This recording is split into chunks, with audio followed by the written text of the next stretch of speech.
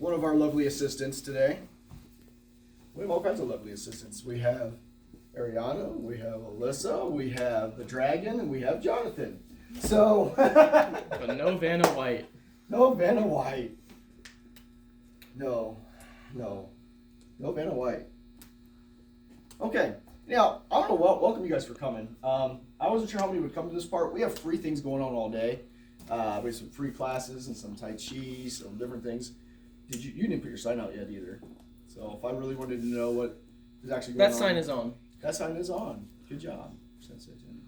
It's on before we wrote. But one of the things that I'm doing, I ran Oriental martial arts from 2007 until really we shut down for COVID, and I started teaching martial arts even before that. But here in Fayette, I've had some kind of presence in Fayette County between Fayette and West Union since 2007, and it's looked different. We've had lots of students, we've had few students, and we've had days when one student shows up, and my saying is what? One student is? Well, it's a class. It's a class. That day, they just get, $40 an hour worth of instruction because I really tailor to the student that's there that day. Like, lesson plan, what's that? What do you need? So it's been cool. There's nothing cooler than being the sensei. Okay, I absolutely love coming in, teaching. Our catchphrase and our mission has been equip, encourage, and empower, so that others can go out and equip, encourage, and empower. And I'm going to tell you what is happening in the school right now is proof of that. I have two students in here that have been with me the longest. DC's been trained since he was 4. Actually, since about 2006, when he kind of started training with Dad, and not well, but he started training with Dad. And then Jonathan started in 2007, and not well. What I had, he was 12, and I can remember John. And what's cool though about this is these two guys are guys that are running classes right now.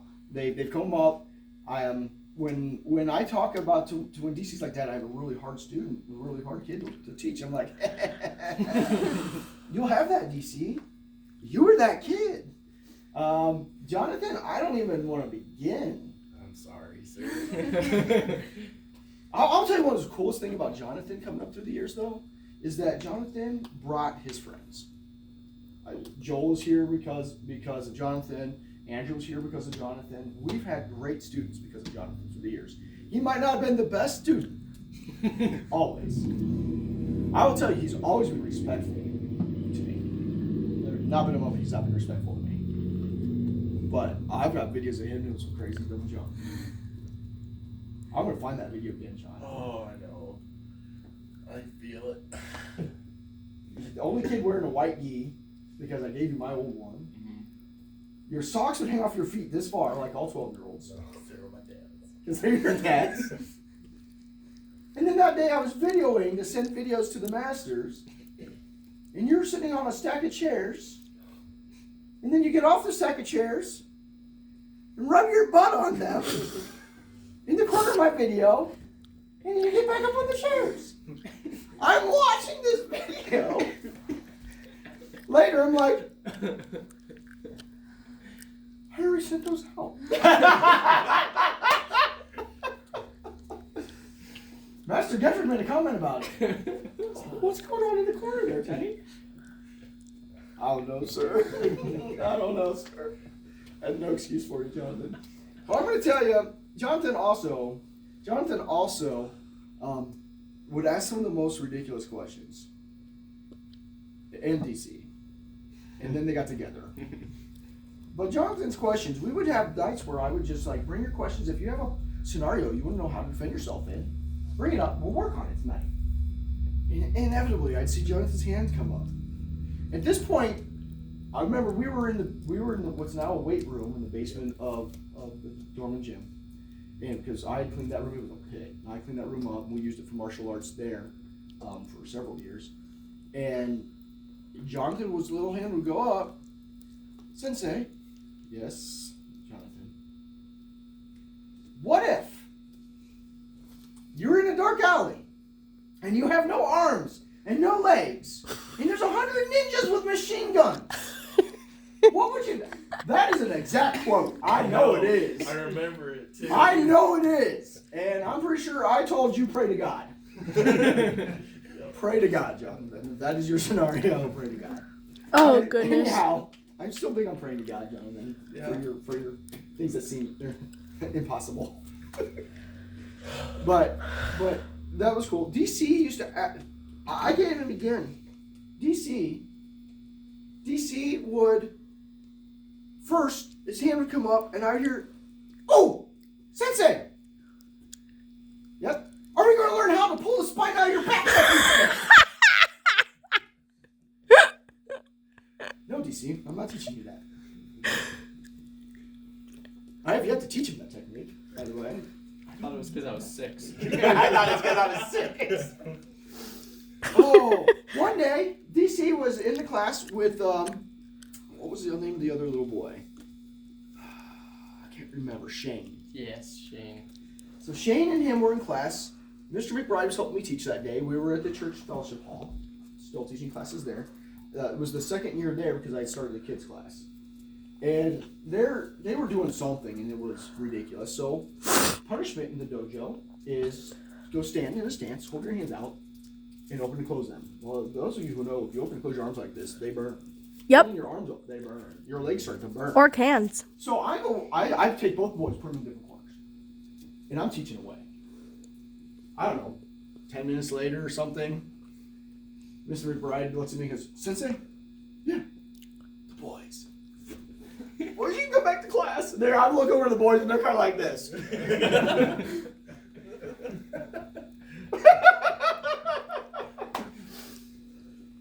You see how many times you have given that stance? I don't even know. Then his cousin started class with him, and you and Xander and him were amazing students. What is cool though is that when you don't give up on people, and you keep investing in people, and you keep equipping them and encouraging them, and this is part of empowering them to go out and equip and encourage and empower. And DC is going to have his own stories, and Jonathan's going to have his own stories, where they'll get up and say, "Let me tell you about some students." Jonathan was chosen. There's a term in the Japanese culture. It's called deishi. It just means disciple. Okay, Jonathan was chosen to be my personal deishi, and I take that pretty seriously. Jonathan, when I ask him to do stuff, Jonathan does it, but never out of fear. I don't run my dojo that way, out of respect, and it's been cool. And there's been times when Jonathan has had some rougher spots in his life, and he knew, though, that he could still come. DC's title would have been Uchideshi, which means living disciple. And they would have normally kind of lived in the dojo and helped take care of the dojo and stuff. And DC has lived in a dojo. Yeah, right? Like you. He's like, "I literally live here."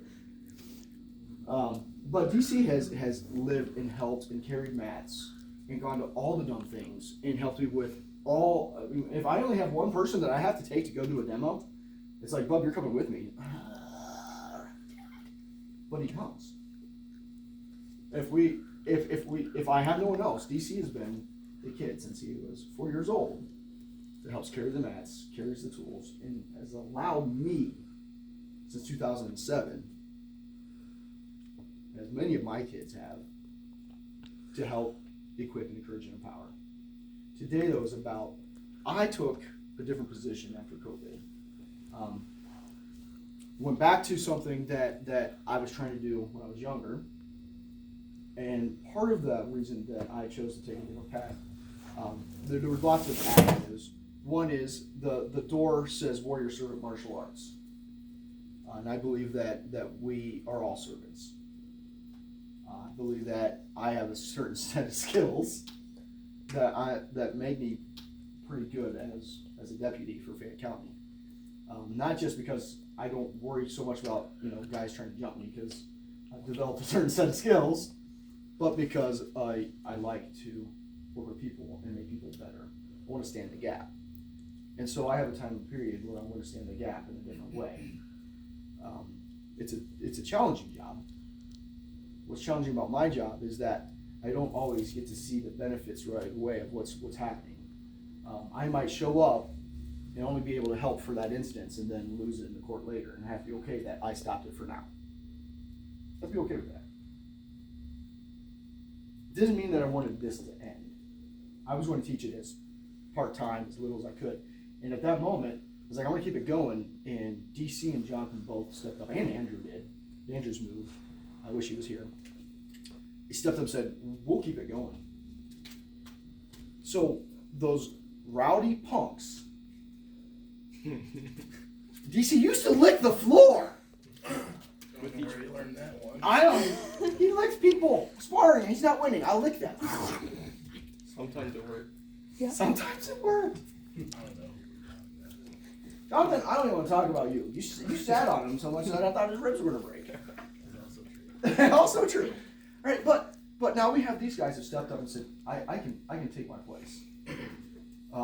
In the martial art world, and it's kind of its weird own little subculture, okay?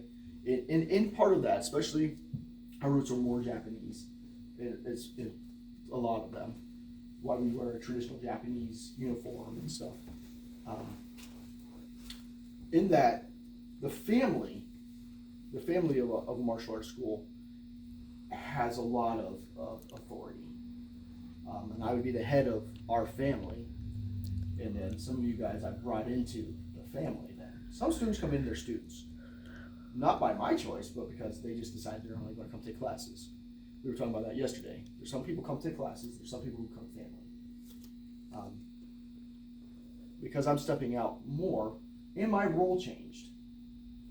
I hit certain rank, and you hit the title Shihan, which a master. My job then becomes to teach the teachers, and then the teachers are supposed to teach the students. These guys have stepped up. That being said, DC came up to me. I was in academy. He came up to me and said, "I want to get the business going full time again." And I said, "Okay, this is what it takes to get there." So we have been under new management. Really, he's been filling in since I went to academy, and we could open back up. But to add more classes and everything else, we're gonna do that. So this is really, I'm stepping back and taking a different role, where I teach teachers and keep the curriculum what it needs to be, and then DC manages the storefront here and helps the programming go where it needs to go, with great help from some of them. That being said, Jonathan, it is also traditional to pass on a uniform. DC and I were looking for said uniforms this morning, but this is the one that, as now the new head instructor of school, you get to wear. Sir? You've earned it, and you will continue to earn it. I believe that we earn our black belts every time we put them on. So, go ahead guys, clap for him.